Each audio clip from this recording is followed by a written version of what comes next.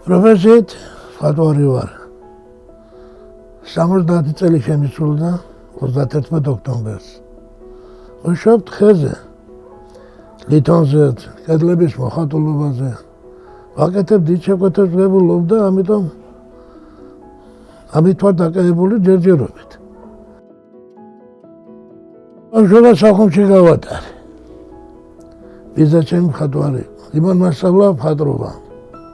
საკმაოდ დიდი მხატვრები ჩამოდიოდნენ ჩვენ ოჯახში და შემიყვარდა მხატვრობა და მე თბილისში აკადემიიდან მე ისული ბათუმში მოხდი აჭარაში და აი მის მერე მუშაობს მხატვრად. სპეციალობა როგორც ასეთი ლითონი ხედა ეს თანდათანობით ვისწავლე მე ჩემით. შემიყვარდა და ვისწავლე და თან საჭიროებს გახდა. ყველაფერი არქიტექტურადან დაღდათ არ მეშლება რაფერი და უფრო მარნებს, ინტერიერებს რაც დაჭირდება, ექსტერიერების მომიწია, დაწყებული კედლების მოხატულობით, აბსოლუტურად მთლიანად დამთავრებული მაგიდა და სკამით. შენით უნდა იფიქრო, შენით უნდა გააკეთო, არავით არის სხვის. მე თვითონ ვიგონე მაგას ყველაფერს. ხაზავ ღამე და დღე ვაკეთებ. მთელი ღამეები ვფიქრობ, რომ იტყვია. ესე თქვენ რასაც ხედავთ, ახლა მოხატულობებს და იმას. ალბათ მე ერთი მანქანა ვერაცობ, იმდენი ხაზები მოგაკეთებული და შენახული. ხო და ჩვენ აბსოლუტურად ყველაფერს მე ვიგონებ. ესკიზებს, რომელ კედელს რა მოხდება, რომელ კუთხეში მოხდება, იმას თავისი შეხედულება. აჭარებს აჭარული მოწონთ, კურული. ახეთშიც მომიწია სვათაშორის დაქვნა, უნდა გაუბო ეს ყველა ხასიათი უნდა იცოდე. აი ჩემი კუთხე ძალიან მიყვარს.